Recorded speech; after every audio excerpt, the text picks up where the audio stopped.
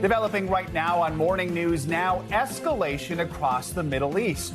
Overnight, the U.S. and Israel exchanging attacks with Iran as the war enters a 12th day.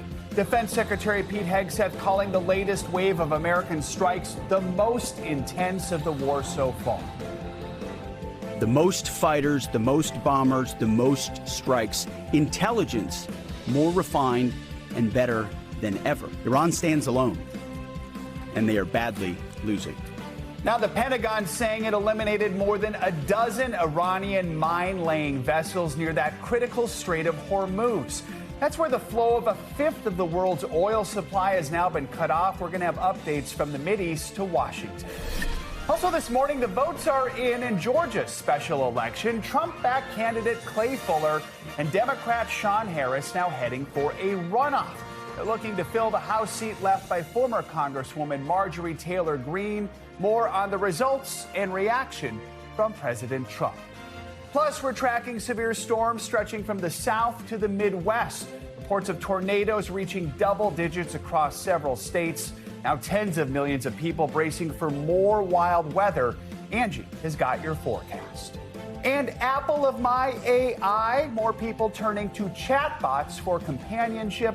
But critics are sounding the alarm why some say chatbots could be distorting real lives and emotional connections. Some of the information we're learning about this and the relationships people are having, quite stunning. We'll talk with experts to break down the pros and cons of it all. Good to have you with us this morning. I'm Joe Fryer. And I'm Savannah Sellers. We're going to begin this hour with questions over the leadership in Iran. Developing this morning, a report from Iran's state news agency says the country's new supreme leader is safe and healthy. That report quotes the Iranian president's son. This follows reports, including the New York Times, citing multiple unidentified Iranian and Israeli officials who said that Mojtaba Khamenei had been injured in the war. Now, during a news conference Tuesday, Defense Secretary Pete Hegseth was asked about those reports and declined to comment on them. He told reporters U.S. forces will continue strikes on America's timeline. Today will be yet again our most intense day of strikes inside Iran. The most fighters, the most bombers, the most strikes. Intelligence more refined and better than ever. While the U.S. unleashed strikes on Iran, Tehran fired back with its own waves of attacks against Israel and the Persian Gulf yesterday, as the Israeli Defense Forces urged their citizens to stay inside, stay sheltered. Meanwhile, as the war escalates across the Middle East, Israeli strikes on Lebanon targeting the Iranian-backed militant group Hezbollah have left a wave of destruction, injuring thousands and killing almost 500 people.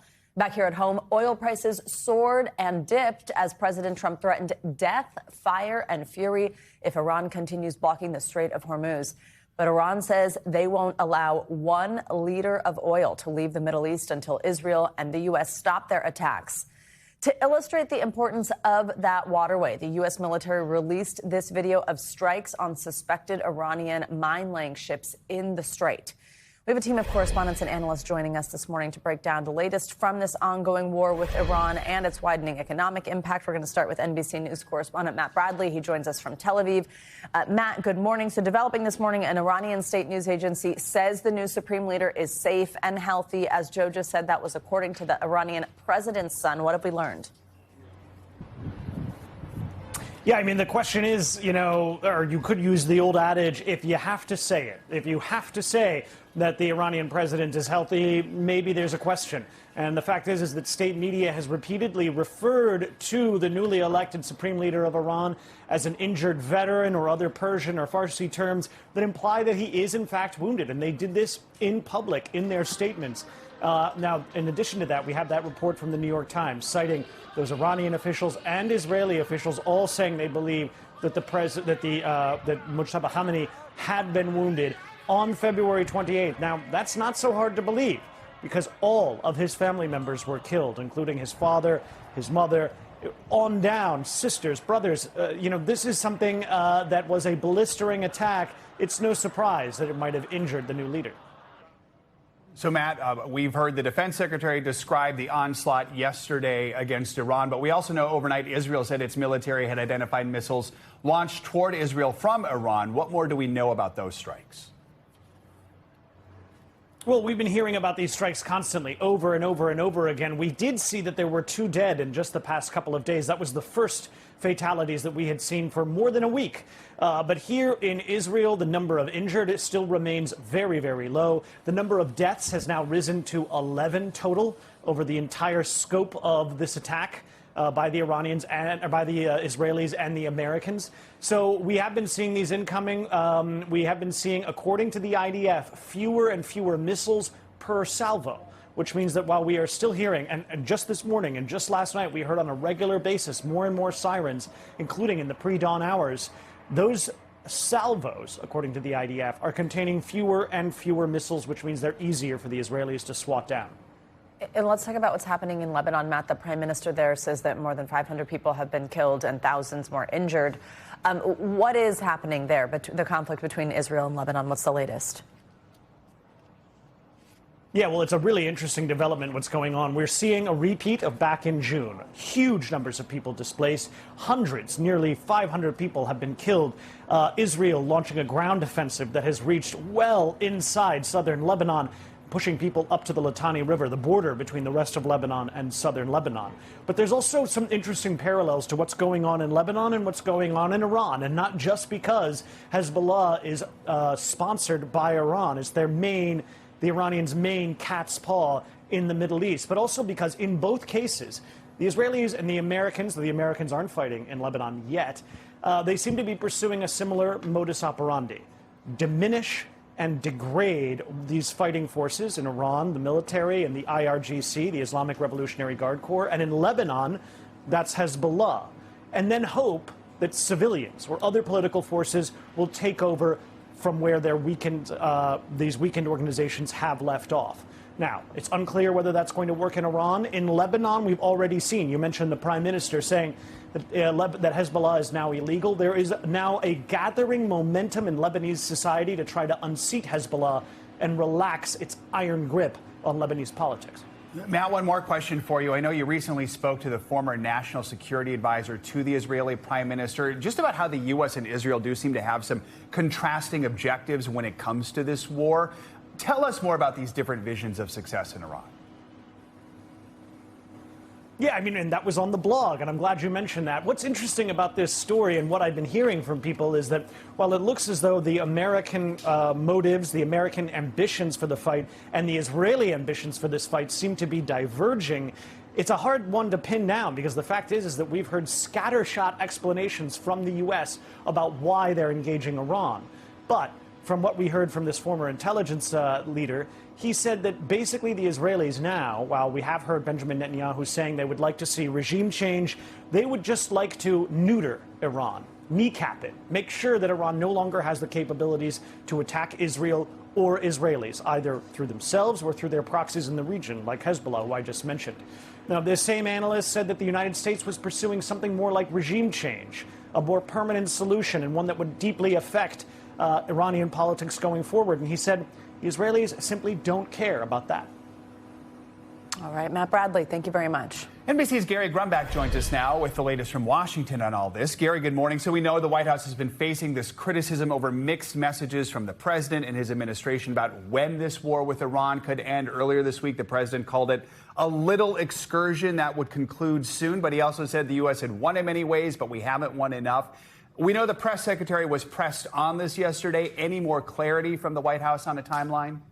So there's really 2 tracks here, and progress on those 2 tracks will determine when this war potentially could end. There's the military objectives, which do have sort of a progress in them. You see the elimination of Iran's nuclear powers, destroying their ballistic missile program, and destroying their navy. We'll be able to know when that happens. But there's also the political objectives, which are a little harder to tell when they could happen, like the uprising of the Iranian people and getting a leader in there, a supreme leader that the president actually likes. Caroline Leavitt, the White House press secretary, said this is entirely up to President Trump.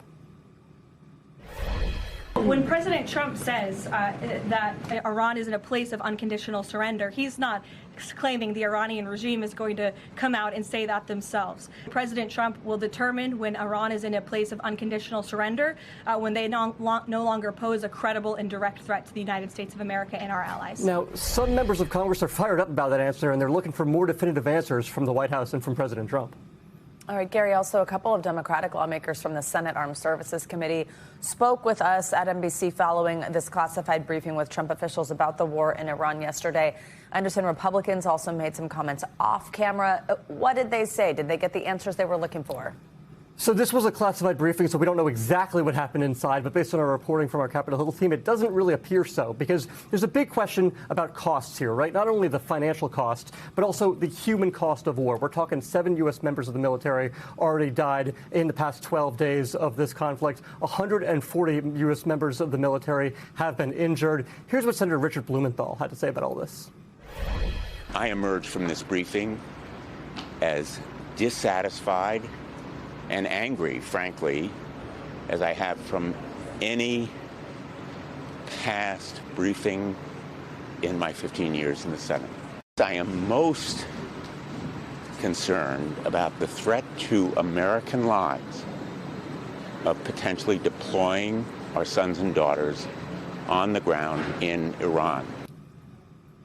Now, questions also remain about what country's munitions hit that Iranian elementary school that killed more than 140 people. U.S. officials say investigations are underway. And Gary, sticking with Capitol Hill reaction, we know the president has described the operation in Iran as the beginning of building a new country. But yesterday we heard from Republican House Speaker Mike Johnson. He came out against this idea of nation building in Iran. How is he describing the role he thinks the U.S. should play? Yeah, he says America should be defenders of peace and prosperity and talking about peace through strength here. But he says we don't think we should be intervening all over the world. And of course, that's likely a reference not only to Iran, but also what we're seeing going on in Venezuela and Cuba as well. But he's not the only one. We saw Congressman Michael McCaul, a Republican, saying a remarkable quote here, saying, quote, we're good at breaking things. We're not good at rebuilding them. Guys. Right. Gary Grumbach in Washington. Thank you. With the Strait of Hormuz, a vital shipping channel for oil and natural gas, effectively shut down, gasoline prices are continuing to climb. NBC News correspondent Camila Bernal has a look at the impact those prices are having on American consumers. Fallout from the war, plain to see at every gas station across the U.S. The price of a gallon of gas now up 55 cents since the war began. It definitely makes us second guess some of the financial decisions that we make.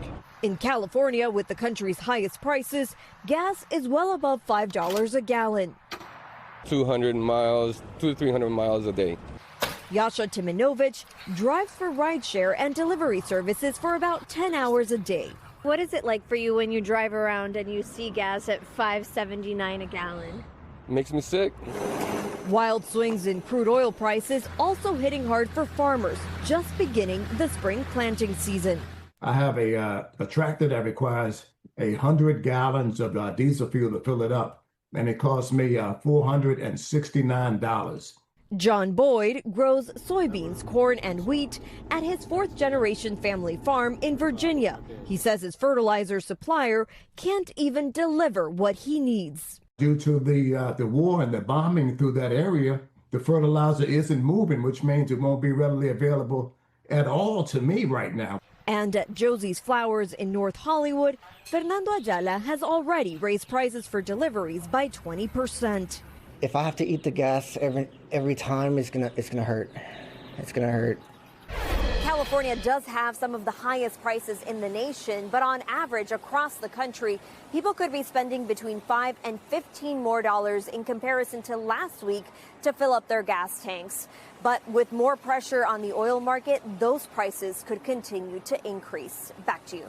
All right, Camila Bernal, thank you so much. Alex Vatanka, a senior fellow at the Middle East Institute, joins us now with more analysis on everything we've touched on so far this morning with the war with Iran. Alex, good morning. So yesterday we got another update from Defense Secretary Pete Hegseth.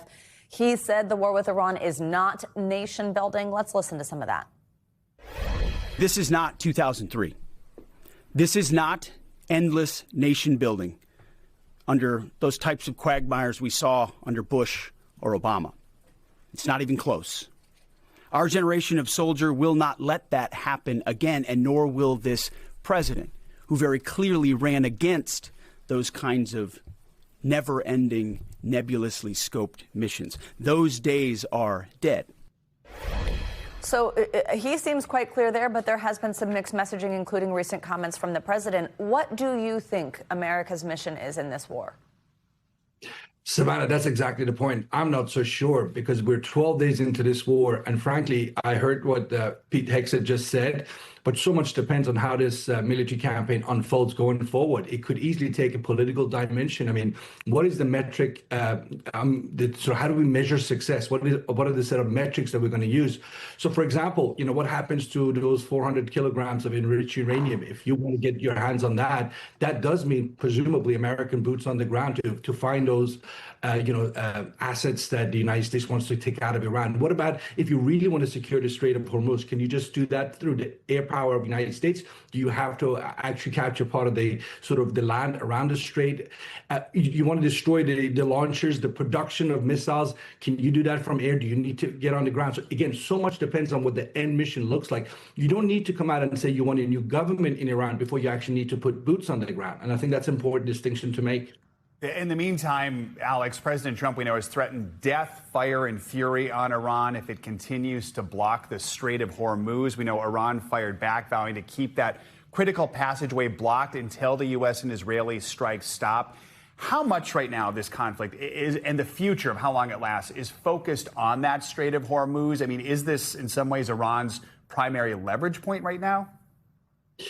Joe, in many ways it is. And actually, Joe, let me also point out, because this is sort of ironic, the Iranians are selling their oil. I was just reading Iranian regime media talking about 12 million barrels of Iranian oil having been sold as this conflict has raged on. In 12 days, they've sold about 12 million barrels. Most of that goes to China. The Chinese are actually making a profit out of this war from buying discounted Iranian oil. But look, the Strait of Hormuz has been Iran's a card to play going back to the 1980s. They've always said that this is something they can do. They're doing that, obviously not to hurt themselves, but they're trying to inflict maximum pain on not just the United States, because this is really important for them to get American public opinion to turn against this war, but also the Gulf states, because they think the Gulf states have the capacity maybe to put pressure on the White House to say to Donald Trump, end this war now. All right, Alex Vitanka, thank you so much.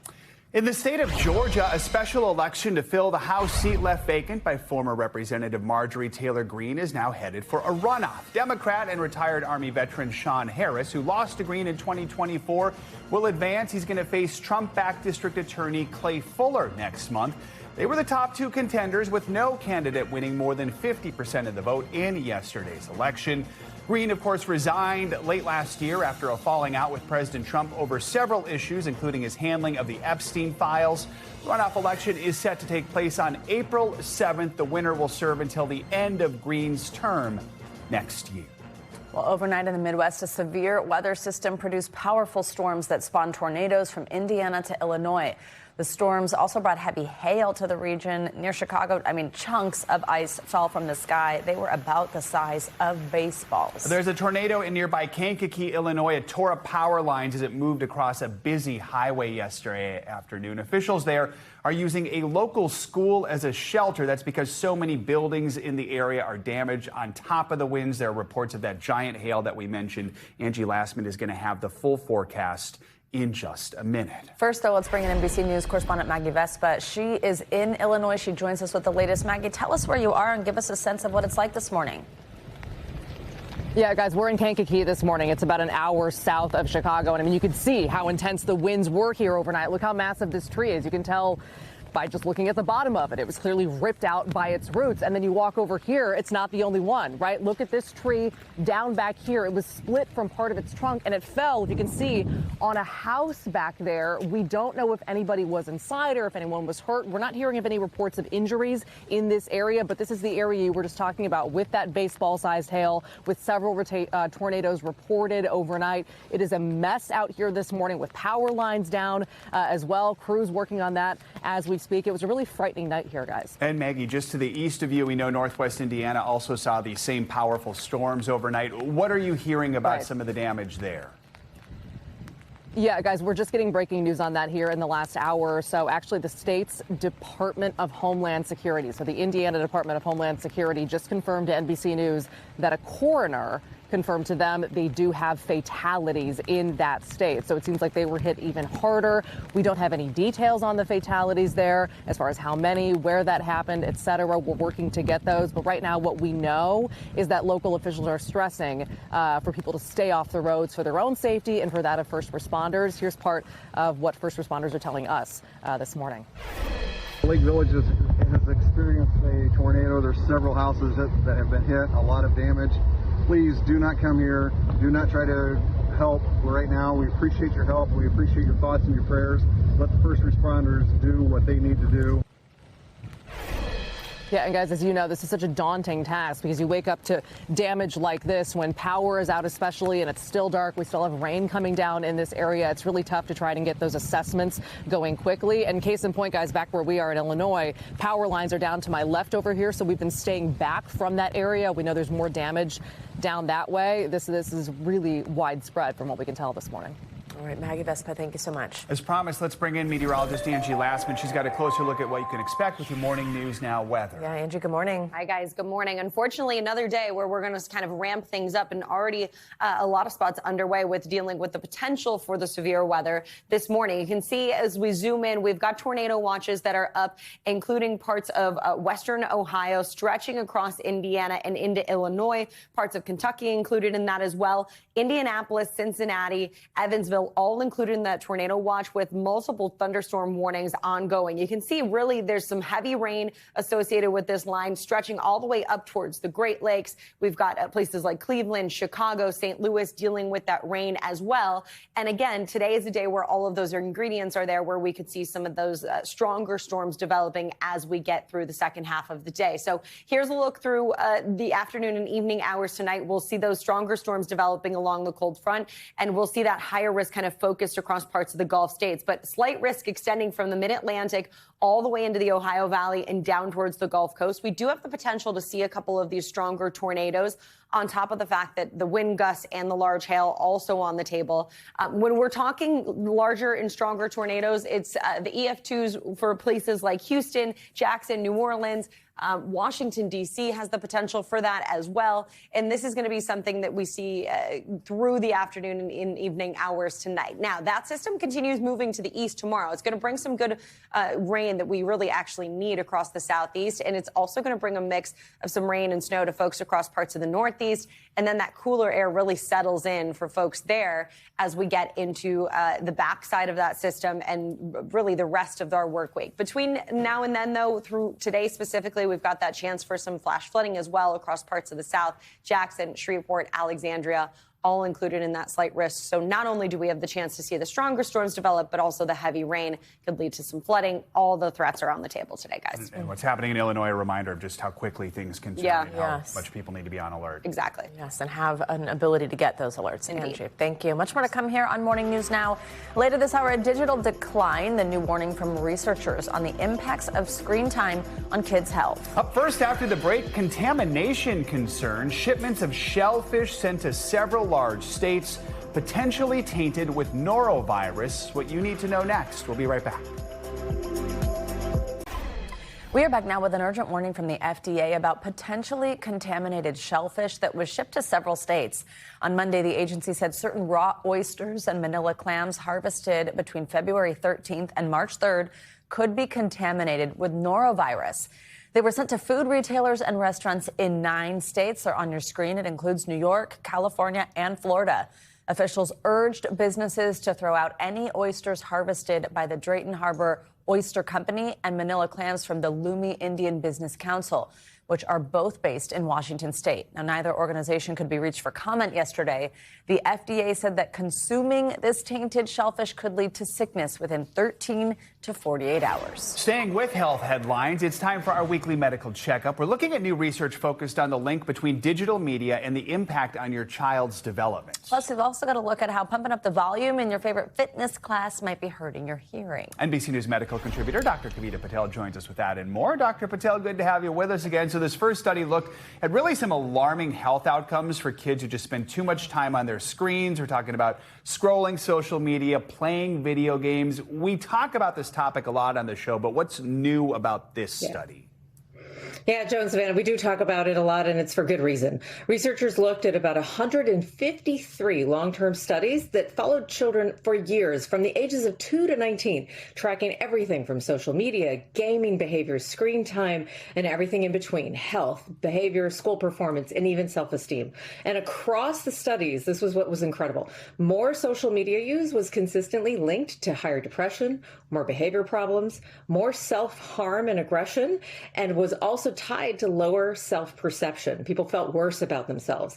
Interestingly enough, gaming was tied to more aggression. That's not shocking, but it also had some modest better attention and executive function, which we think is probably because of what gaming involves. But overall, the effects show up over and over and over, especially in early adolescence with social media use. And I think this is really something to pay attention to. I'm a parent of someone who's coming into those years, and I think it just shows us that we've got to do something. And here are the doctor's orders: set screen limits for kids and try to model that behavior yourself. I've got to do a better job myself. And then also encourage alternative activities. It's getting warmer, getting a little bit better outside. Get outside and away from the screens. So important also, like you just said, when you're coming into that age, that you kind of figure out what the guardrails are going to be in your house. Next up, this is a small study here, an interesting one though. It suggests that magic mushrooms may be able to help people quit smoking. Tell us about this.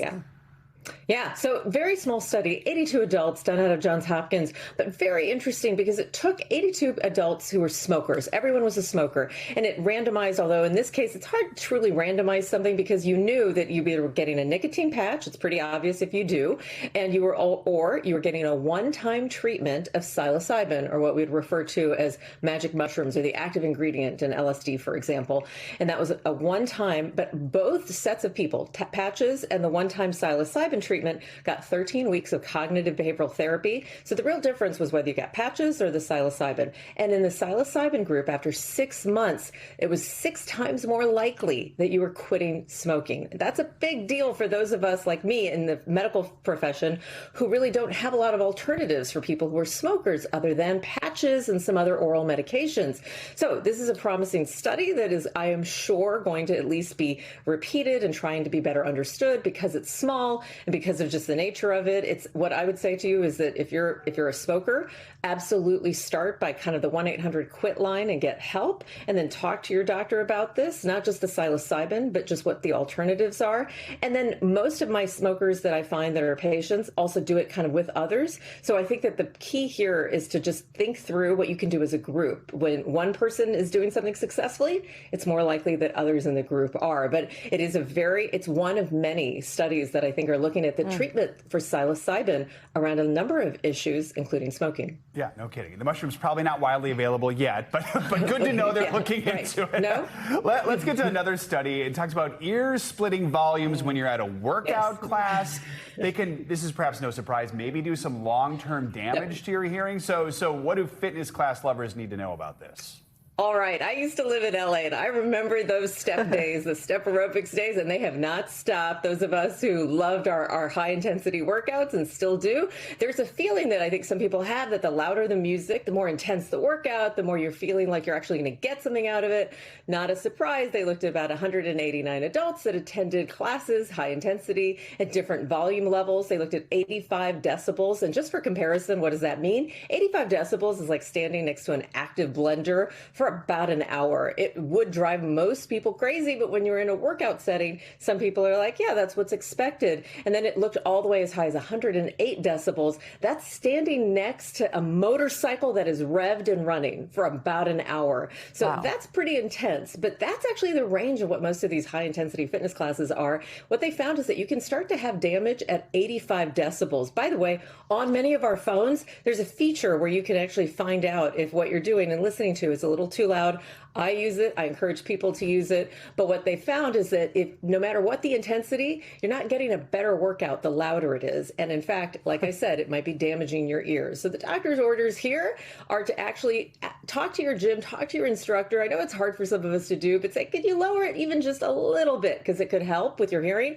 And if worse comes to worse, you can be one of those people. That was me at Taylor Swift's concert. I had the earplugs in and I still had a great time. You didn't ask Taylor to lower the volume volume a little bit? Like, Taylor, can you just bring it down a little bit? She didn't answer my calls. Okay. I tried, but the earplugs were easier. All right, Dr. Patel, good to have you with us. Thank you. Thank you. Coming up, continuing coverage on the war with Iran as the U.S., Israel, and Iran intensify their attacks. Plus, we're learning more about the condition of Iran's new supreme leader who'd reportedly been injured in a strike. Morning News Now will be right back. We're back with our top story, the war in the Middle East. As the United States and Israel continue to bombard Iran, there are reports the country's new supreme leader, Moshtaba Khamenei, was injured in an attack early in the conflict. That's according to the New York Times, and citing 3 unidentified Iranian officials and 2 Israeli military officials. He was appointed as supreme leader just days ago after his father and predecessor, Ayatollah Ali Khamenei, was assassinated in a joint U.S.-Israeli strike near the start of the war. Israel's also been carrying out a new wave of attacks on Lebanon, where the death toll and the number of displaced people is rapidly rising. This morning, an Israeli strike hit an apartment building. This was in central Beirut, an area not known for being a Hezbollah stronghold. And it is raising fears among Lebanese people that Israel could be expanding its attacks. NBC's Danielle Hamamdjian has more on that, including how one American is deciding to stay put in the country she calls home. Sunday morning in Beirut, and a handful of congregants at All Saints Church is trickling in, a dwindling community once full of expats. Father, Son, and Holy Spirit. Among them is American retiree Virginia Sadler Shatila. If she'd listened to the U.S. government, she would have left the country over a week ago. You've had the American government say to American citizens in Lebanon, leave while commercial flights are still available, yet you are here. In 2006, we had an Israeli invasion, and we had Canadian, French, and American ships for evacuees. I didn't leave then, and I'm not leaving now. Despite her family back in D.C. urging her to return to the U.S., after decades in Beirut, this is now home. Where is your allegiance? I will always be American, always. And even now, in these political times, I don't want to speak against my own government, which I'm not very happy about. I'll leave it at that.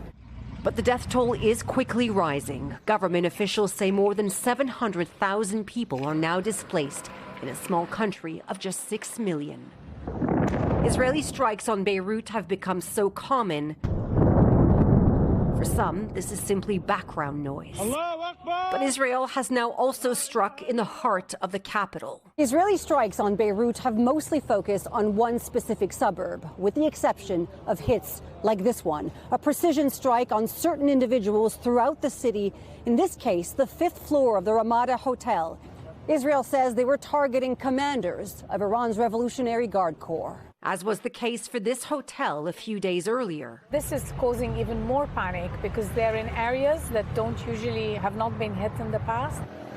Unlike neighboring Israel, there are no sirens in Lebanon alerting the population of incoming strikes, nor are there bunkers to hide in. And according to experts, once Israel killed Hassan Nasrallah, the former leader of the paramilitary group Hezbollah, which is backed by Iran, members of the IRGC, Iran's most elite military force, stepped in. We saw members of the IRGC micromanaging, particularly the military arm of Hezbollah. So they've revised the entire military doctrine, they've been training them, they've been working with them. The Lebanese government is now taking a harder stance on Hezbollah, even calling for direct talks with Israel for permanent security arrangements to contain the militant group. What many say is a seismic moment in Lebanese politics, but Israel has yet to respond as it continues to trade fire with Hezbollah.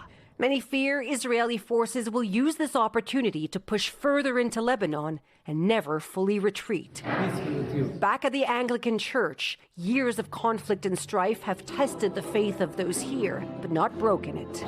We are resilient, and I consider myself one of the Lebanese as well. I am American, yes I am, but I am with the Lebanese community, and I want to stand and say we are here to stay. We're not going down easily. Danielle Hamamdjian, NBC News. Coming up, disconnected, more people turning to AI chatbots for companionship, but experts say it could actually have the opposite effect. Up next, how the trend toward technology could be compromising our real-life relationships, plus what you can do to rewire your digital dependence. This is Morning News Now. We are back with a digital trend that some experts say could change the way humans connect. We're talking about AI companions. Essentially, this is a customizable chatbot where a user can build it to look, talk, act, all like a real person. People use them for a range of reasons, like friendship, advice, therapy, even in some cases, romantic relationships. Recent research shows AI companion apps have surged 700% since 2022. Some psychology experts say these digital companions can help meet a person's need for social connection, but they also warn that they're relying on such technology too much. Well, that could actually make people feel more isolated. Let's bring in Dr. Jennifer Hartstein for more on this. She is a child, adolescent, and family psychologist. Dr. Hartstein, always great to have you with us. Good morning. So there are actually now more than 300 apps that make these AI companions. Those are available worldwide. Let's just start broadly. From a mental health perspective, what are the risks here in starting to essentially form a relationship, no matter the nature of the relationship, with an AI companion? So there are definitely risks, and it's important we think about them, right? It can increase our isolation. It can cause us to have unrealistic expectations of what real life relationships could be. And it could cause something called de-skilling, where the life skills we need in general go down because we're relying on AI to help us get through our day-to-day. It's interesting. Last night, dinner at Friends. I have not used any of these, but it was literally the topic of conversation we were talking about is this exact thing. And I know, some adults say they've had positive experience with these companions, using them to maybe walk through grief, have talked about difficult issues. Some, though, have actually married their digital partners. I would argue that's certainly a step too far. But what are the benefits to having an AI companion? I think, Joe, you highlight the really important part that not all social media things are bad. Not all AI is bad, right? So there are benefits that balance out the risks. And some of that are things like it's a rehearsal space. If I'm not sure how to have that conversation, maybe my AI companion can help me with that. Maybe it helps me figure out how to be more effective socially with other people. And we have a loneliness epidemic in this country. So we know that AI companions can help combat that. We just don't want it to replace in real life interactions. Yeah, which marrying one certainly would, right? I would say yes, but there are some people that have a real life partner and then marry their AI companions to fill the gaps that their real life partner does not have. So it brings up a lot more conversation than we probably even have time for this morning.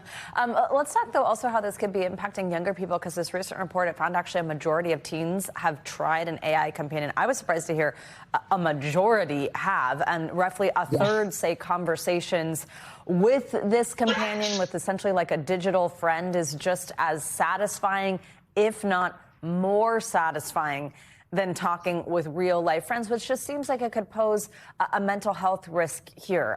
How can it impact maybe a teen as they're still younger, still kind of figuring themselves in the world out differently than it might impact adults? It's a really important distinction, Savannah. And I think the way we have to think about it is that it can create some developmental interference, right? So where you have burgeoning brains that are developing and understanding how to be in the world. And AI companions are kind of designed to feed back to you what you want to hear. So for kids who are at greater risk for suicide and self-harm, we know there have been some moments where AI companions have kind of led them down the path to feed back information that might have influenced those choices. It doesn't teach those social skills we need, the way to read other people effectively. So developmentally, it can really be a problem that adults, we hope, can kind of sift through a little bit more effectively.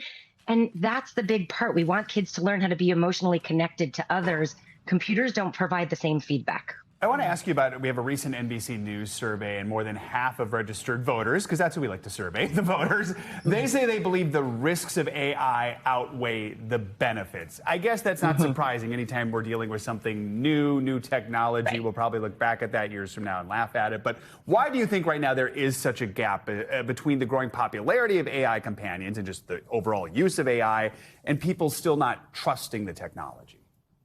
Well, I think it goes to this idea, A, that we don't know it. So the unknown's scary and we haven't embraced it and joined in. And it's still this kind of unfettered field. What are the regulations? How do we know it's not going to cause more harm than good? And because it's constantly learning, what does that mean? And I think that part of it is really scary for everybody. And since we don't really understand it, we're not sure how to lean in and use it more effectively. So the AI companion is different than AI to do research or to find a recipe. And those lines, crossing makes it a little harder to know how to navigate. Some founders of these AI companion apps, they say this is the future of relationships. And then others are sort of pointing to this should just be a helpful tool, but not a replacement for human connection. But I mean, just the fact that the technology exists means that some people are using it in that way. What concerns you the most about that and where this technology could go? I think we are going to then be lonelier and lonelier, and people would argue, but no, I have my companion and that's going to make me feel connected. But we are going to be less kind of in touch with people, right? AI companions, you can't touch them. We need physical touch that creates oxytocin, that helps us boost mood. So without having that physical connection to people, what are we doing? We're going to probably have less children if people are only in relationships with artificial intelligence, which will then make the population be different, right? So there's all of these changes, but emotionally, mentally, physically, we need other people to be close to us. And if we're only engaging with AI, we lose all of that. Dr. Jen Hartstein, important conversation, interesting one for sure. Thank you so much for joining us this morning. Some other AI news. Amazon has officially launched a healthcare-related chatbot that you can't marry. Well, let's hope not. Or yeah. NBC, No, you shouldn't. Maybe we should put it that way. NBC News business and economy reporter Ali Canal has the details on that in our Money Minute. Hey, Ali, good morning. Hey, good morning, Savannah. That's right. Amazon is expanding access to that AI health assistant across its website and mobile app. The tool, called Health AI, can answer medical questions, explain lab results, renew prescriptions, and even help book doctor appointments. It was previously only available through the One Medical app. That's the healthcare company Amazon acquired in 2023. Now, any U.S. Amazon customer can sign up, and you don't need to be a Prime member or One Medical patient to use it, though some services like telehealth visits with doctors may cost extra. Still, some researchers are urging caution about sharing sensitive health data with AI systems. And speaking of big tech, Meta is launching a series of updates targeted at fighting fraud and scams on its platforms. The updates include Facebook alerts for suspicious friend requests, device linking warnings on WhatsApp, and expanded scam detection on Messenger. The updates come after the company said it removed 159 million scam ads last year, as well as 10.9 million Facebook and Instagram accounts associated with criminal scam centers. Finally, over in retail, Target says it's lowering prices on more than 3,000 products as shoppers head into spring. The retailer says many items, including apparel, home goods, and everyday essentials, will be about 5 to 20% cheaper. The move comes as Target works to boost sales and win back shoppers after a pretty tough year for the retail giant. We know this company is in the midst of a turnaround plan. We'll see if this is a start and they can gain that competitive edge back. Can I give them a list of the things I'd like them to put on I think sale? that's a good idea. Are they open to that? We'll submit it together. Thanks, Mel. Appreciate that. Thank you. Coming up, she is going full throttle and breaking barriers along the way. That's right. 18-year-old Kayla Yakov, now the first woman to ever make the podium at the Daytona 200. We will talk to her next on Morning News Now. We are back now with the historic night of basketball in Miami. The Miami Heat posted this after their star Bam Adebayo scored an unbelievable 83 points in their blowout win against the Washington Wizards. That is now the second most points scored in a game in NBA history. The legendary Wilt Chamberlain still holds the all-time record, although Bam's 83 points were enough to take that number 2 spot that was previously held by Kobe Bryant. Now, there's a little bit of pushback against Adebayo's stat line. Even when the Heat were up by more than 20 points late in the fourth quarter, he stayed in the game to chase that milestone. He also set the record for most free throws attempted and made in a single game. He ended up scoring 36 points from the line and 7 three-pointers. But regardless of how he did it, Adebayo wrote himself into NBA history with an unforgettable performance. Well, from the court to the track now, we end this hour with another historic milestone at one of America's most iconic motorcycle races. 18-year-old Kayla Yakov is the first woman to ever earn a spot on the podium at the Daytona 200, one of the most elite races in motorsports. It is often referred to as the Great American Motorcycle Race. Yakov's barrier-breaking win comes during Women's History Month, marking a powerful moment for women in motorsports. I am excited to have the star herself, Kayla, join us now here live. Kayla, good morning. First, just congrats on this. What a milestone. Incredible to see you up on that podium. I mean, that is a picture right there for the history books. This race has been running for 84 years. How does it feel to be the first woman in those 84 years to make the podium? No, thank you very much. It's absolutely amazing. I've dreamt of moments like this. I've said it before, but I'm very fortunate to be in the position that I'm in. I've been working so hard this offseason. A couple years ago, I became the first woman to win a Moto America race in one of the smaller categories. And now, you know, as I've moved up and I've been working so hard, and I don't know, it's just incredible. And I'm so happy that I'm able to show other women, other girls that, you know, were young like me, not really having a role model. Now I can hopefully be that role model for them and show them that it is possible. What a great message. Walk us through the final moments of the race. What was going through your head, and at what point did you realize that you were going to make the podium? It was a wild race. We had a lot of things go on that weekend. Fuel cans breaking, fuel going everywhere, all over my bike. I was starting rows back, and then there was a restart. So it was very chaotic, but in the end, I had a great battle with a MotoGP race winner, or I guess I should say MotoGP racer as well. So that's the pinnacle of the sport. And just timed it perfectly at the line, played kind of some games, had some good race IQ, and just had a great time. Knew the last 3 laps that I had him covered. There's not, Kayla, a lot of opportunity for women to compete against men in a sport where you even have the opportunity to do what you did. What's it been like growing up in a sport like that? It's been challenging at times, but I think very rewarding at other times. I think when I was younger, I was doubted a lot, and I think that even goes to a couple years ago. But as I've gotten older and I can kind of step back and see, I feel like I have made a little bit of an impact on the motorcycle community. And that's kind of my goal and everything. I want to show other women, other girls that this is possible. You can ride a motorcycle. You don't have to, fall into any stereotype. You are welcome, and don't let anybody discourage you from getting on a bike. Incredible. I think that some viewers of our show right now might not even believe what I'm about to say or be able to wrap their head around it, but you started motorcycle racing when you were 4 years old. How does that work? Tell me what made you or your family get you into this, and what it was like being so young doing this. Yeah, it's pretty crazy, but it's almost like every sport now. When you're young and you want to do something, you have to start at like 4 or 5 years old. So for us, that sport was motorcycle racing, and my dad raced cars and bikes when he was younger, and I just kind of got into it and absolutely loved motorcycles. So I knew from the second that I hopped on one that was what I was going to do for the rest of my life. And it's pretty crazy. I was riding little mini bikes that were about 50 cc's, and there's multiple championships around the U.S. that allow kids around 4 to 6 to start riding, and that's just where I took off, and just absolutely loved it from day one. So when you were 4, you were riding these mini bikes, but then do I understand this right, that when you were 9 years old, only 9, you then became the youngest American to race full-size road racing bikes? Yeah. When I was 9 years old, started racing full-size bikes on big tracks going over, at the time, 130 miles an hour. And pretty wild when you look back at 9 years old. My sister's 9 years old, and I can't really imagine her doing stuff like that. So, no, it's pretty crazy. I'm very fortunate, and I've absolutely loved it. What's it mean to do this at Daytona? Oh, wow.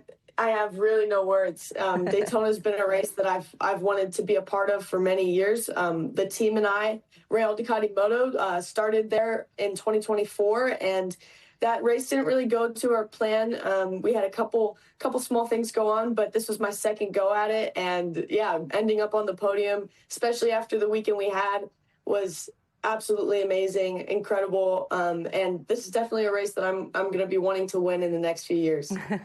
I think that you could do it for sure. Kayla, I think some people here, especially as a 9-year-old, but to be going at the time, like you said, 130 miles per hour, faster sometimes now, and on a bike, I think people are like, are you ever scared? Are you? No, not really. I think once you ride bikes for so long, you kind of that fear goes away. We're very protected. I'm protected by the best stuff in the game. I have Alpine Stars leathers, HJC helmets, and the series is very safe. They're improving their safety every year. So, from a health standpoint, I'm not scared at all. And from the racing standpoint, it's part of racing, and that's always going to be a risk.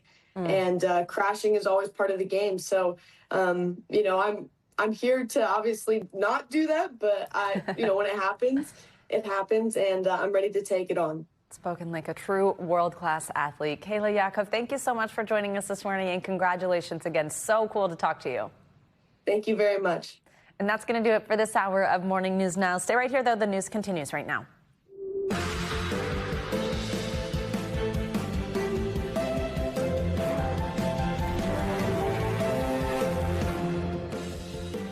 Good morning. Thank you so much for joining us. I'm Savannah Sellers. Right now on Morning News Now, show of force. America's military might on full display in the Middle East this morning with a new wave of attacks that U.S. CENTCOM says struck more than a dozen Iranian mine-laying ships near the Strait of Hormuz, one of the world's most vital oil passes.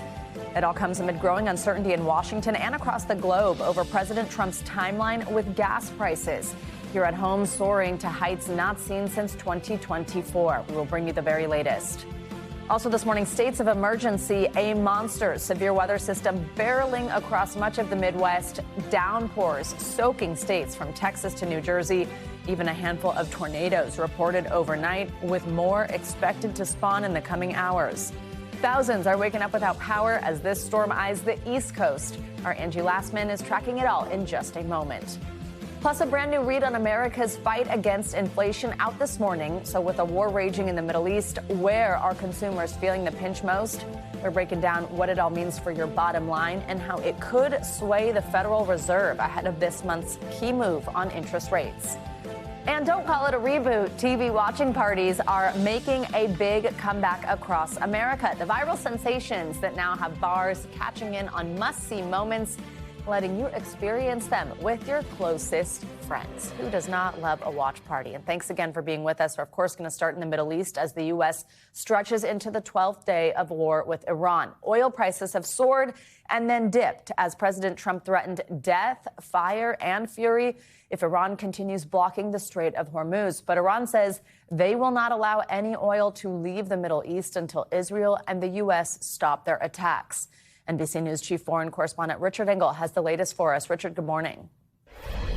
Iranians are describing some of the most intense bombardments so far, and there are a growing number of media reports, including the New York Times, citing sources inside Iran, that Iran's new supreme leader, Ayatollah Mojtaba Khamenei, who hasn't made any public appearances since he came to power, was injured during the early stages of the war.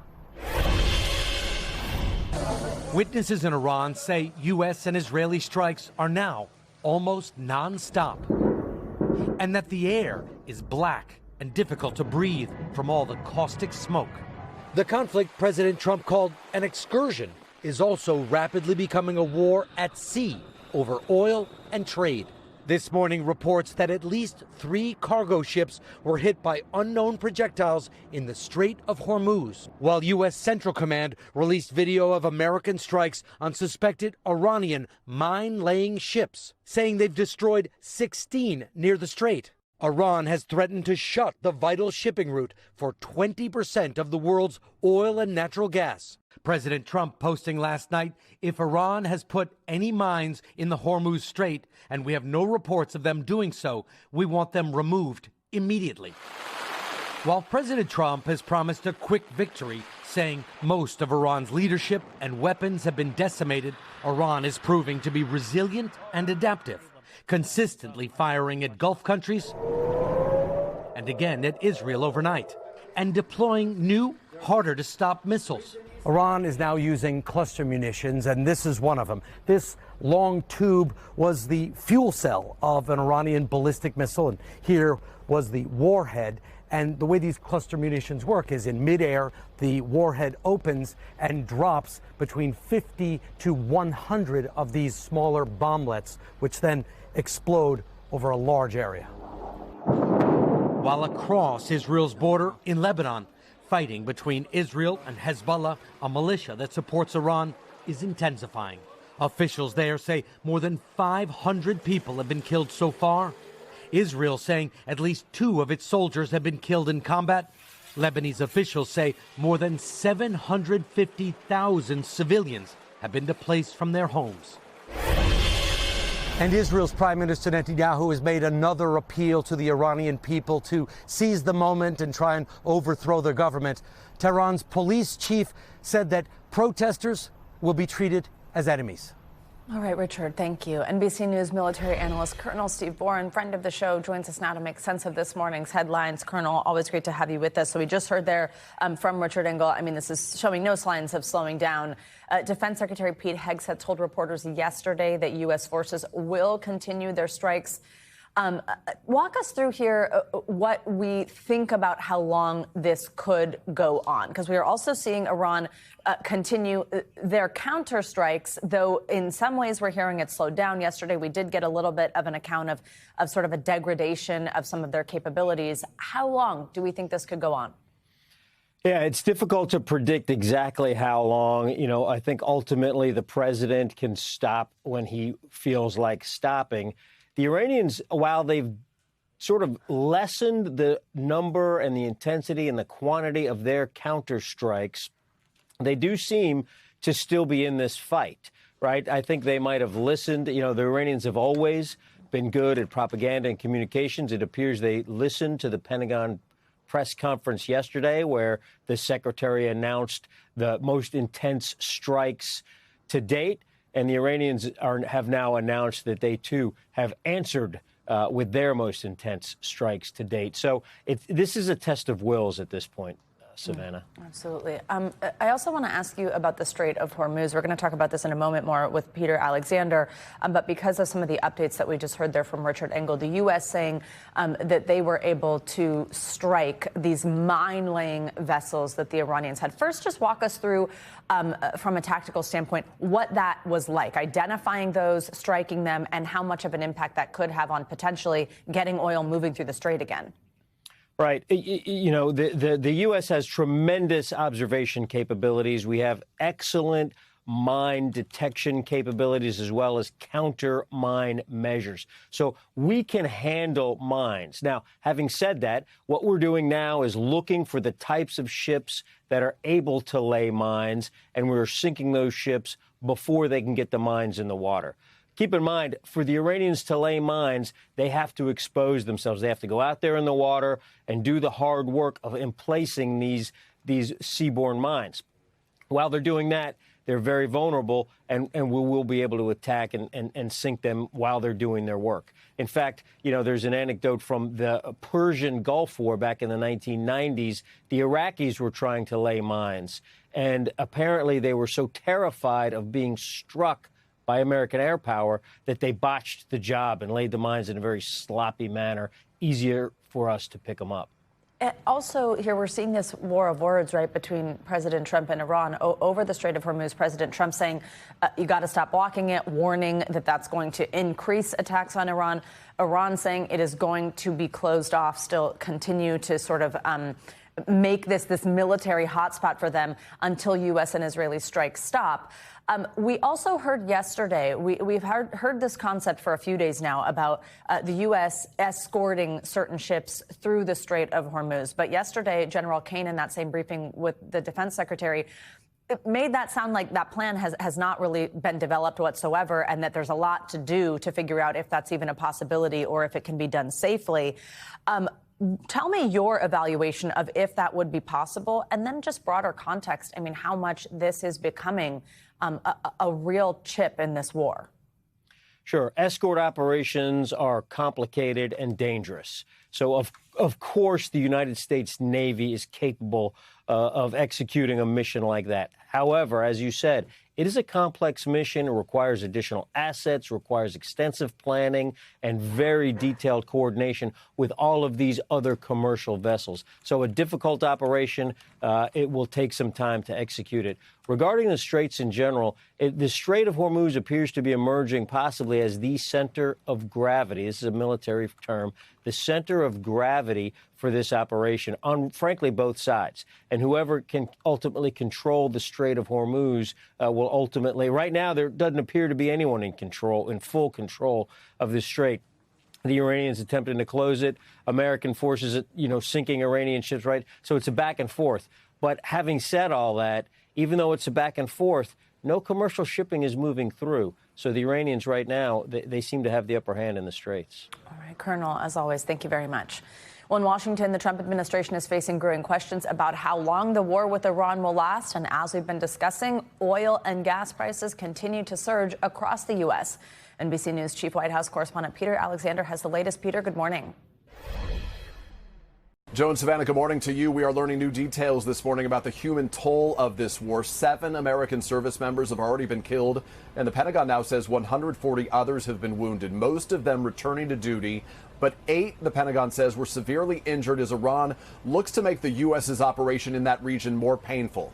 Another key pressure point, the impact on gas prices, with President Trump already facing questions about affordability in this midterm election year.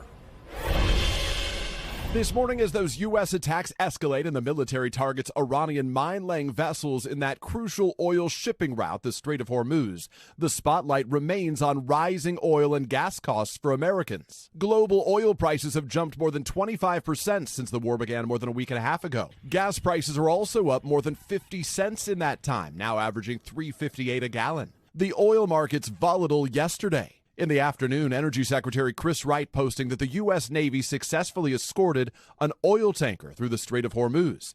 But that post was quickly deleted, with the White House later clarifying. I can confirm that the U.S. Navy has not escorted a tanker or a vessel at this time. As the White House considers next steps in this war, the White House says it'll be President Trump's call alone when it ends. President Trump will determine when Iran is in a place of unconditional surrender, when they no longer pose a credible and direct threat to the United States of America and our allies. Also noting the president wants a say in the future leadership of Iran. Defense Secretary Pete Hegseth, who just days ago said the war was just beginning, now insisting all decisions are up to the president. This is not endless nation building under those types of quagmires we saw under Bush or Obama. It's not even close. Republicans are still largely supportive of the strikes against Iran. I think this was an important mission to accomplish. The Speaker of the House saying yesterday the Iranian people need to rise up, and he would not support nation building there. It is not America's responsibility to do that. While one of President Trump's most influential supporters, podcaster Joe Rogan, delivered this searing critique of the president's decision to go to war. He ran on no more wars and these stupid, senseless wars, and then we have one that we can't even really clearly define why we did it. Among the outstanding questions, how long this war will last. One of the president's allies overnight, Republican Josh Hawley of Missouri, praising the success of the U.S. military effort there, arguing President Trump should now declare victory, adding, what's there left to do that the U.S. has not already done? Back to you. All right, Peter, thank you. And now to the powerful storms making their way through the Midwestern part of the country. This morning, 67 million people throughout the southern plains and mid-Atlantic states are under the threat of severe weather. Overnight, this same system spawned at least 10 tornadoes, damaging multiple homes in Oklahoma, Indiana, and Illinois. NBC News meteorologist Angie Lassman will have our full forecast for us in just a minute. But first, we start with NBC News correspondent Maggie Vespa joining us with the latest from Illinois. Maggie, good morning. Savannah, good morning. And this is the epitome of how jarring storm assessment can be on a morning like this. At 7 a.m., right? We showed you this tree down mostly in front of this house. Now, walk with me over this way and look at what we can see now by the light of day. That home back there, leveled. Its cinder block foundation exposed.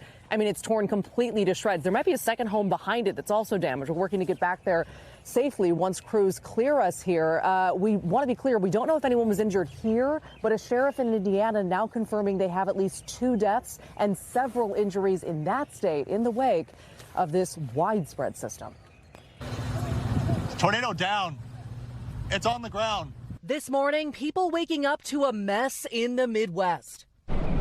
Destructive tornadoes tearing across parts of Indiana and Illinois. Massive rotating vault right in front of me. As storms swept through the entire region. You can see, looking south right now, just how ominous that sky looks. We have extensive damage to several buildings that are being reported.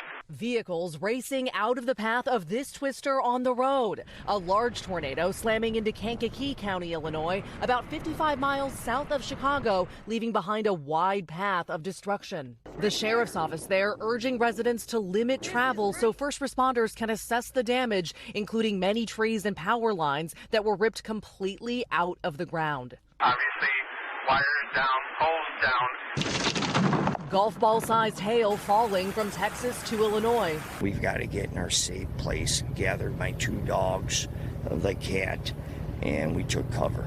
Meanwhile, in the Northeast, the story was heat. Several temperature records were set on Tuesday, including in New York's Central Park, where it was 80 degrees, the earliest that's happened in more than half a century.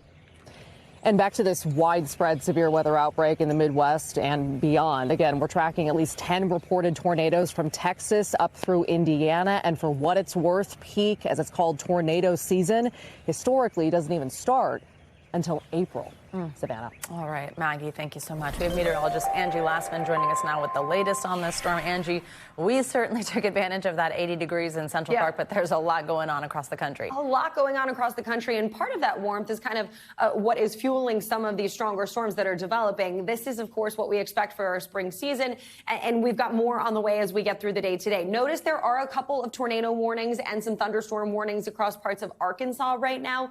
That is a line of thunderstorms that's going to continue charging to the east, and that's kind of the general story through the day today. That long line of thunderstorms working farther to the east, prompting this tornado watch that's in effect through 12 o'clock Eastern time. Notice parts of eastern Ohio stretching across Indianapolis, parts of, or western Ohio rather, to eastern Illinois and stretching down into Kentucky. So Indianapolis, Cincinnati, Evansville all have the potential to see those tornadoes here as we get through at least the first half of the day. Notice, though, we're not done beyond that. We've still got afternoon and evening potential to see some of these stronger storms.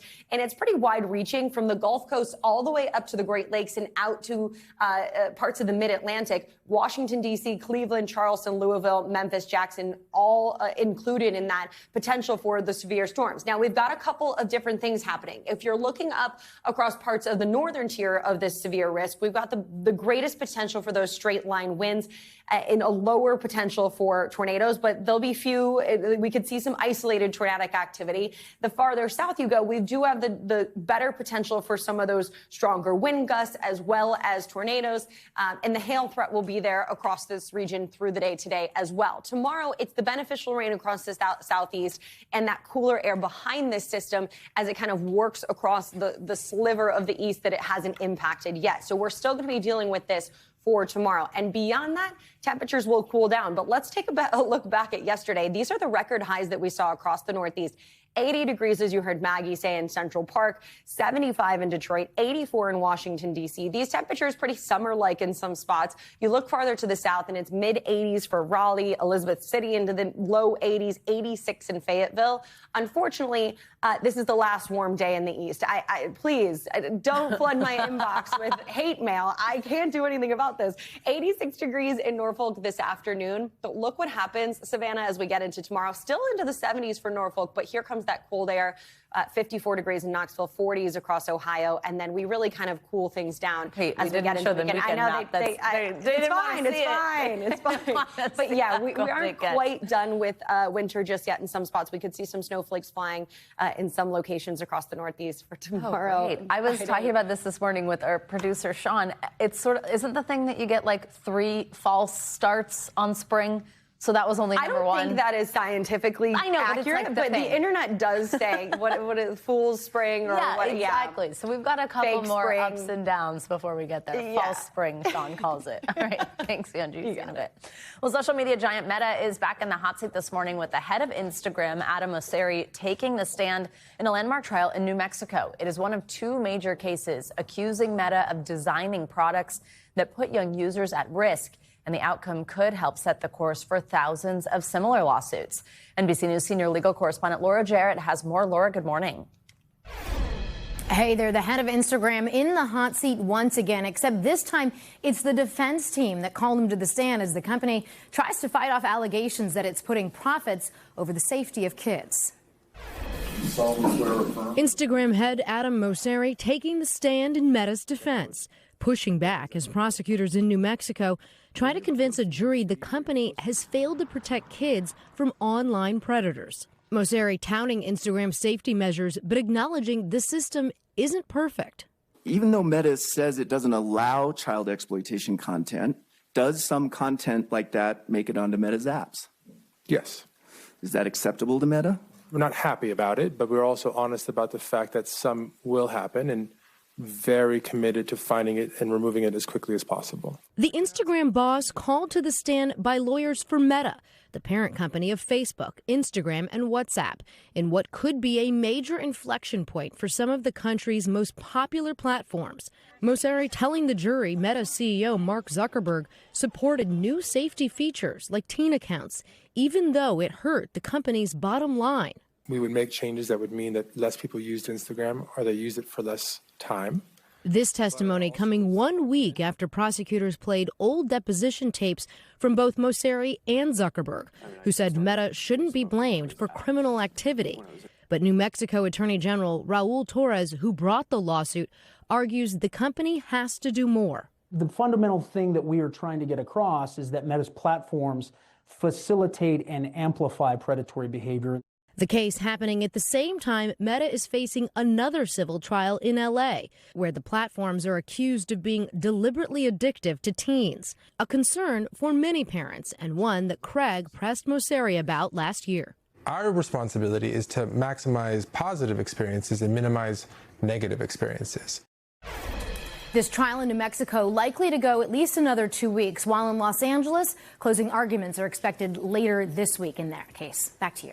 All right, Laura, thank you. Much more to come on this hour of Morning News Now. A little later, we're digging into some new numbers on America's fight against inflation as the White House wages its own war in the Middle East. First, though, after the break, the former NFL linebacker accused of killing his girlfriend, then allegedly enlisting the help of ChatGPT to try to cover it all up. That story's next. Welcome back. Prosecutors are accusing a former NFL linebacker of murdering his girlfriend in their Tennessee home, then allegedly asking ChatGPT for advice on how to cover it up. NBC News correspondent Priscilla Thompson has the details from court, including what exactly he allegedly asked the AI chatbot.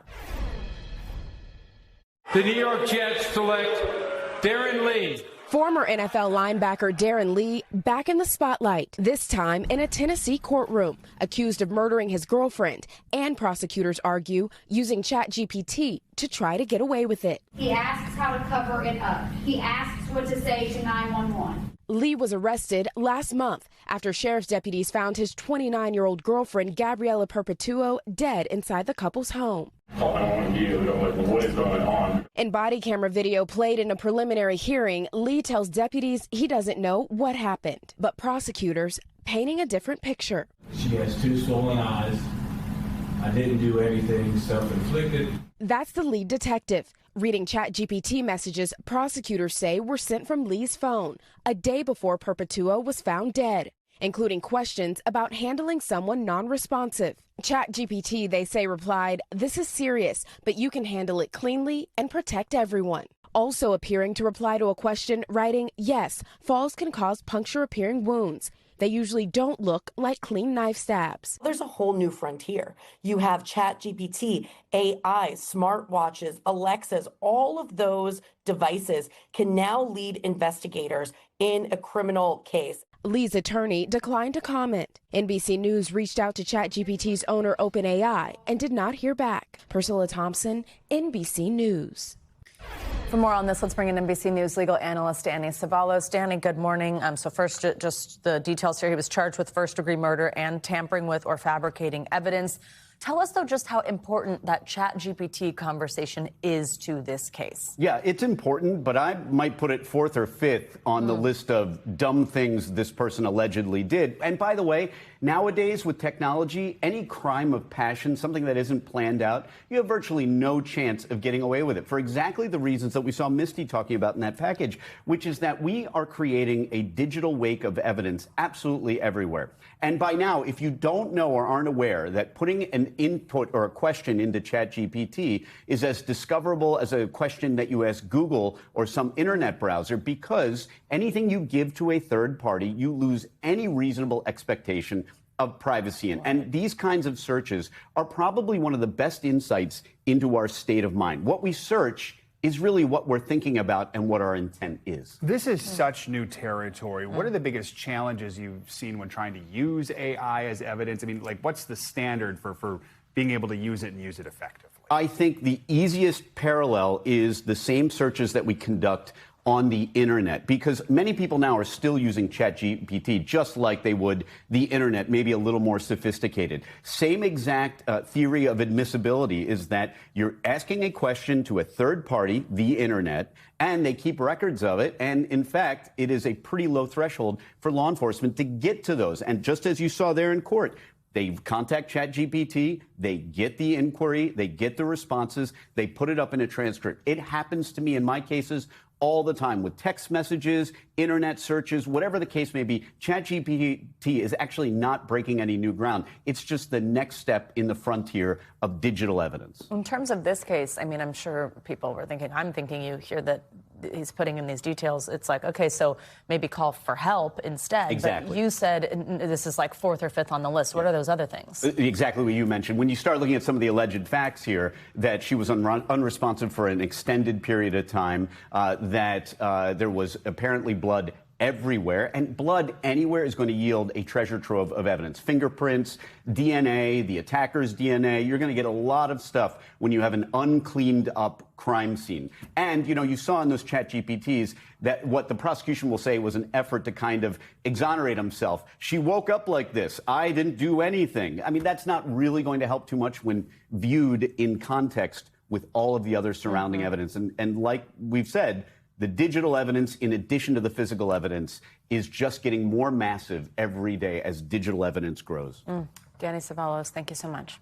Coming up, a death row inmate out of Alabama spared from execution in the 11th hour. Why the state's governor just moved to commute the sentence of a 75-year-old man, and the controversial legal doctrine that put the life of Sonny Burton in jeopardy, even though he never killed anyone. Our NBC News investigation next.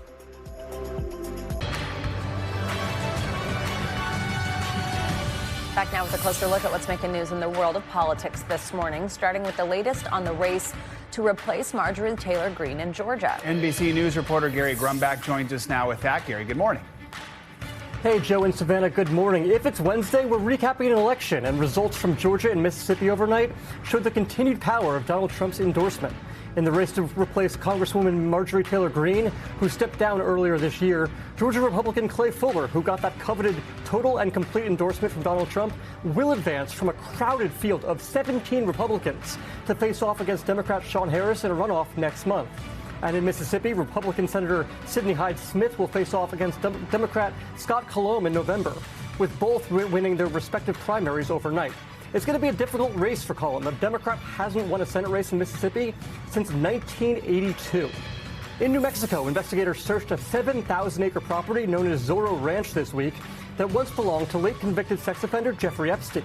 The search by New Mexico authorities comes after documents from the Epstein files release indicated no record of federal officials ever searching the property, despite several old lawsuits that accused Epstein of sexually assaulting girls there. Epstein was never charged with crimes related to Zorro Ranch, and DOJ and FBI declined to comment. And finally, here in Washington this morning, much of the area around the White House is shut down after a van drove into a security barricade about a block from the White House just after 6 this morning. Police say the driver of the car has been detained and is being questioned. There are no reported injuries at this time. That's what's happening in politics now. Joe and Savannah, back to you. Gary, thank you.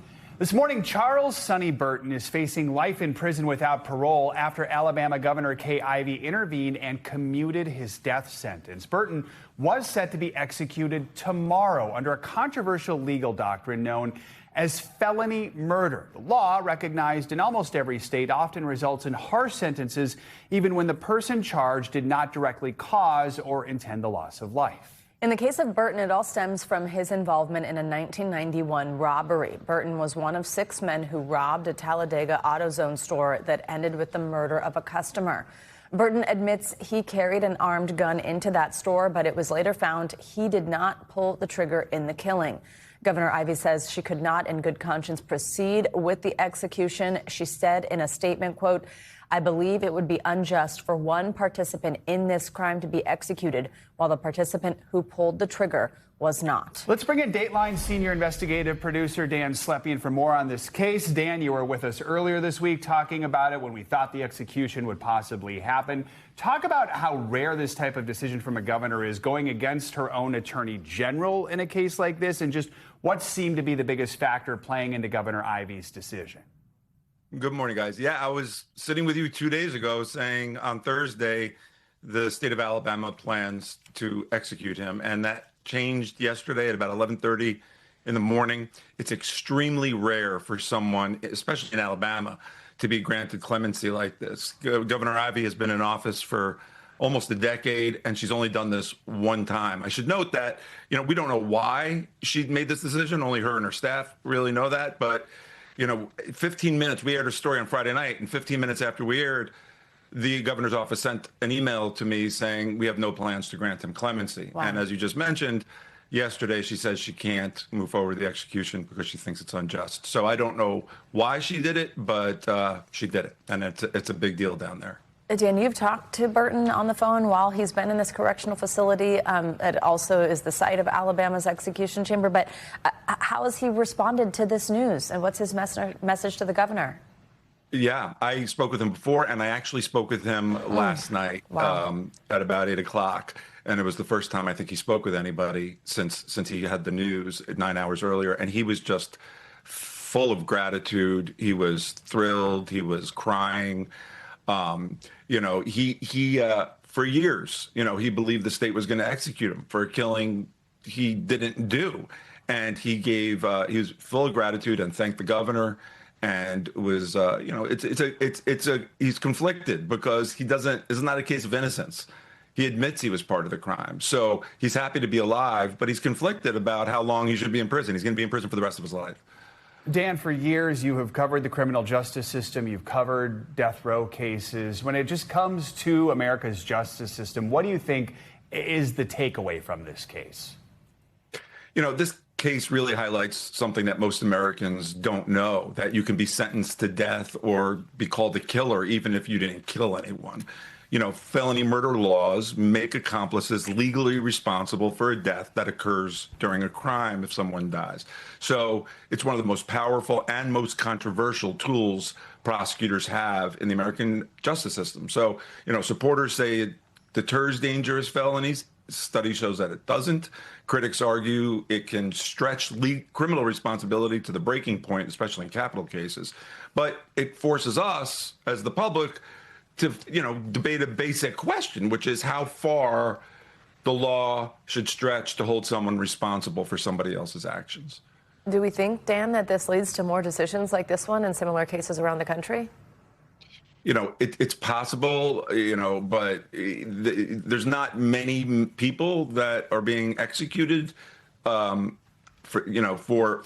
felony murder, but there are thousands and thousands and thousands of people in prison in this country that are determined and being called killers by the state and the government when they never killed anybody. So I don't know if those cases are going to reach clemency. And clemency is an extraordinarily rare thing for anybody to get in any state under any circumstance. So if people are in prison for felony murder and they want a way out, the best way to do that is through the legal process in the courts. Most people can't count on clemency. Dan Slepin, we appreciate you keeping us updated on this case over the last several days. Thanks for joining us again this morning. Thanks so much. Thank you. Coming up, America's fight against inflation is back in the spotlight this morning. So in the face of the escalating war with Iran paired with surging prices at the pump, where else are consumers feeling the pinch? And could there be any relief in sight? We're going to dig into some new numbers next on Morning News Now. We are back with some breaking economic data. In February, inflation rose by 0.3% month over month. And then the number you're probably keeping track of, 2.4% year over year. That was in line with expectations. NBC News business and data correspondent Brian Chung joins us from the big board. Brian, walk us through these numbers and how they compare with these previous months. Yeah, good morning, Joe. Good morning, Savannah. This is one of those reports that was just as expected. But of course, the question is, with the war in Iran, how is that going to change going forward? Because the numbers that we're looking at preceded the conflict happening. So again, what we're talking about here, as you mentioned, 2.4%. That's how much prices rose between February of this year and February of last year. As you look at the yearly rate, that's essentially unchanged from where we saw the last reading in January of 2.4%. So again, the story here is largely the same, that yes, we're not at that 2% target that economists say is healthy for an economy, but nonetheless, that is still vast improvement from the around 9% that we saw it peak at in the summer of 2022. So when we break it down by category, what do we see? Yeah, so if we break it down by category, and again, we're looking at the major categories here: food, energy, and shelter. Now what we're looking at are monthly changes between January and February. Food prices increased by 0.4%. Energy prices, interestingly, did go up by 0.6%. Again, this was preceding the Iran war. Oil prices and gas prices at the pump were already kind of nudging higher, although certainly not to the levels that we had seen yet. And then shelter costs. This is the biggest one, just putting a roof over your head. That increased by 0.2%, the same pace that we had seen in the month prior. So again, no acceleration on that front. But again, it seems like this food prices and energy prices are worth watching, especially as we get into March. Brian, this report doesn't reflect the price changes we've seen since the Middle East war started. Oil and gas prices spiking, dropping. Walk us through how that could impact things here. Yeah, I'll go into oil in a quick second. I just want to point out that there are a few other types of commodities that we're watching as well. Egg prices, by the way, having gone down pretty substantially. February 2025 was almost $6. Now it's closer to $2.50. That is a huge drop. Milk price is about the same, actually, also $4.03. Ground beef up to $6.70 a pound. That is up about $1 from last year. That's expensive. And gasoline, to your point. Again, what we're looking at here in terms of this government data that comes in February, this number preceded the Iran war. But at the time, gasoline prices were $3.07. But again, the question is, this next report, the one after that in about a month, is going to show a massive spike as a result of the closure of the Strait of Hormuz, where a lot of those tankers, 20% of the world's traffic, goes through. And here is the most recent reading that we have. According to AAA, today, $3.58 a gallon on average nationwide. Again, that's up over $0.50 from where we just saw that measure that I just showed you. So again, the next March inflation report is going to show that dramatic uptick as a result of the war in Iran. And I have to imagine the Fed is maybe looking at the gas prices right now, perhaps even more than the February inflation report, as they try to figure out what to do next, keeping in mind we had that jobs report that wasn't ideal a little bit ago. What's it looking like for the Fed? Yeah, the Fed is set to make a decision next Wednesday. I don't have the exact countdown because my partner in crime, Caleb Silver, is not here. But nonetheless, if we do talk about the overall picture for the Fed, they're looking at this chart. This is the consumer price index, again, the yearly rates over the last year or so. There's a big hole here in the middle because we didn't get the October data. But if you consider that the 2.4, we're basically going sideways here, you might look at this figure and go, okay, for the Federal Reserve, you want inflation to go down. That certainly looks all right. But again, keep in mind, where we are right now is at 2.4%. The Fed wants us to be closer to 2%. So for that reason, the Fed might say, okay, you know what, especially with that jobs picture weakening, as we saw, there was a contraction in the amount of jobs that we saw in this country in the month of February, as we got in that report last week. Maybe there's not a compelling picture quite yet to begin aggressively cutting interest rates, despite the president's desire for the Federal Reserve to do so. That is why the Fed is largely expected to not do anything with interest rates next week. But of course, we'll have to see on Wednesday. All right, Brian, thank you. The FDA has approved a new use for a drug touted by the Trump administration as a possible treatment for autism symptoms. Yeah, the agency has approved leucovorin, which is a decades-old synthetic form of vitamin B9 for a rare neurological condition called cerebral folate deficiency. but it has said there is not enough data to support its use as an autism treatment. Well, last year, the Trump administration suggested the medication could help children with autism, even as experts caution that the science just isn't there yet. Let's bring in NBC News health reporter Aria Bendix for more on this. Aria, first, what exactly is leucovorin and what's the drug typically used for? How does it work? Right. So, Savannah, as you mentioned, this is a synthetic version of vitamin B9, also known as folate. And usually in the U.S., this is actually given to cancer patients to accompany chemotherapy, to mitigate the side effects, or actually make it more effective. But in September, we saw President Trump and some federal health officials tout this as a potential treatment for autism. So for the past 6 months, we've really been waiting to see what kind of action the FDA will take. Will they update the drug label to mention autism? And yesterday we saw the FDA stop short of that action and actually approved this drug for a much different and much rarer disorder. The FDA has approved it to treat this rare neurological condition. What is that, though? Tell us more about what that condition is and why the agency says that there isn't enough evidence for it to be approved for autism. Right. So the condition is known as cerebral folate deficiency. So it's caused by a lack of folate or vitamin B9 in the brain. And some of the symptoms can overlap with autism, things like speech delays or motor problems, but it tends to be far more debilitating when we compare it to the full spectrum of autism symptoms. Now, the theory goes that maybe because autism symptoms overlap, those symptoms might also be caused by this folate deficiency. So researchers have really been studying this question, sinking their teeth into it in a handful of small trials, mostly conducted outside the US. And so far, we have relatively weak science to suggest that this might show some promise. But in fact, one of the recent clinical trials, the results were actually retracted from a medical journal due to errors in the data. So we just don't have enough information yet to say whether this is safe and effective for autism patients. And even though it's not approved for autism, we know doctors can still prescribe it off-label. Is that happening? I mean, why are some families seeking it out? And what do experts say about using it that way? Yeah, it certainly is happening, Joe. After that September press conference that I mentioned with President Trump, prescriptions for leucovorin actually skyrocketed in the U.S. We saw a 71% jump just in the 2.5 months following that announcement. And it's understandable. Parents are desperate for answers. They want to find any way to alleviate their child's symptoms. But doctors really tell me this is a lesson in not putting the cart before the horse. We have to wait to see what type of regulatory action the FDA will take. In this case, obviously, they decided that the data just wasn't there, and we'll see what future data comes out. Most doctors are not recommending this at this point. All right. Aria Bendix, thanks for your reporting. Appreciate it. All right, coming up, let's head back to Milan Cortina with the latest out of the Paralympic Winter Games. When Morning News Now returns, we are going one-on-one with the trailblazing snowboarder who had a hand in bringing paraboarding to the world stage. And now Keith Gable is capping off his storied career with one final run. He joins us next. We're back now with the latest out of the Paralympic Games in Milan Cortina. The U.S. sled hockey team pulled out a 7-1 win over China yesterday. Now, Team USA will face Czechia in the semifinals on Saturday. In the first para cross-country skiing events of these games, Team USA's Oksana Masters and Jake Adikoff won gold in the sprint. Another American, Sydney Peterson, earned silver in the women's standing division. And this morning, we are honored to have Paralympic snowboarder Keith Gable joining us live from Cortina.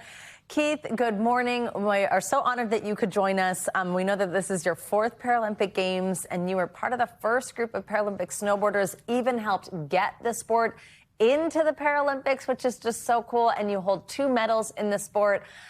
What are you most proud of when you look back on your legacy?